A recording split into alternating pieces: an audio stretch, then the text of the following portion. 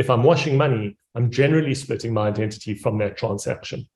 And identity theft is not only about stealing an individual's data. We know that, unfortunately, probably everybody on this call, your data is available for very affordable amounts on the dark web. Your identity documents are very easily obtainable on the dark web and through spoofs and through hacking.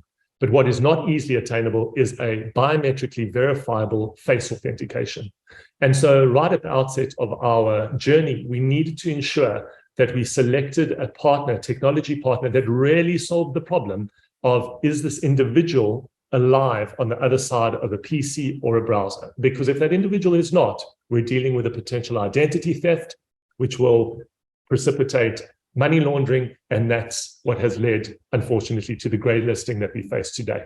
The FATF, the Financial Action Task Force, was originally established, as most of you know, as an intergovernmental policy-making body in order to clamp down on money laundering and in order to clamp down on terrorism.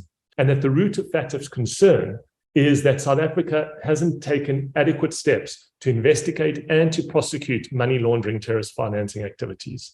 Identity theft and AML really is a case of prevention being better than cure. It is much more effective to stop a potential money laundering event at the front door of an institution, to stop it at the stage when we're doing identity verification. And that is possible using the face authentication technology that is available today. Face authentication is extremely intuitive in the sense that you pick up your phone and take a selfie. And the quality, even entry-level Android phones that are prevalent across Africa, even the $40, $50 Android phones that are available that have been dropped many times, whose cameras are cracked, we are able to capture adequate selfies, adequate face authentication capabilities to do a onboarding and a verification. It's incredibly precise. It's far more precise than the person-to-person verification and far more intuitive than a fingerprint capture, although that is possible. The ergonomics thereof are difficult. The problem with this massive explosion in the digital online ecosystem is that all institutions, e-commerce, retailers, insurers, banks are rushing towards online authentication. And in that scramble are bringing on face authentication partners in order to enable that. And that rush has hidden the fact that not all face authentication is equal. Not all liveness quality is equal. Our key is to ensure that there are robust, secure, and advanced face biometric systems that can stop identity theft, that can curb anti-money laundering, that can enable anti-money laundering and curb money laundering activities, and ensure that this grey listing is reversed. In order to perform a KYC, you need to truly prove that the individual is alive on the other side of the mobile phone or alive on the other side of the laptop.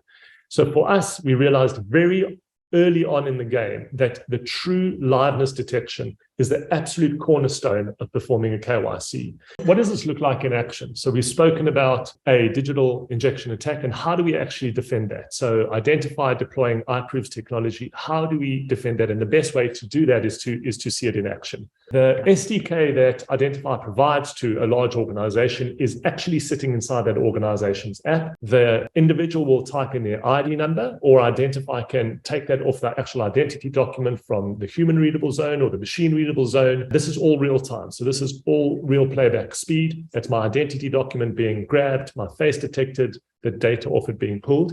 And here we go into the liveness detection powered by iProof. So you'll see that there's a series of unique colors being flashed on the individual's face. And that unique series of colors will be played once and only once. And that's the flash mark that is patented by iProof. So on Monday, the series of colors, call them Roy G. Biv, will be flashed in that particular sequence. And there's a token that will code for that unique sequence of colors on Monday. So on Tuesday, the token from the API will not code for Roy G. Biv, it'll code for GB Vir, starting with green and then blue and indigo and violet. And when the identity attacker plays back the digital replay from Monday with Roy G. Biv, our API will be waiting for GB Vir. There will be a clash, and we will automatically detect that that is, in fact, a digital replay. So it's incredibly unique technology. It's a once-off flash mark that has a specific series and sequence of colors that are played once and only once, And for a digital replay that plays back that recording, the API will detect that a digital replay has been exercised.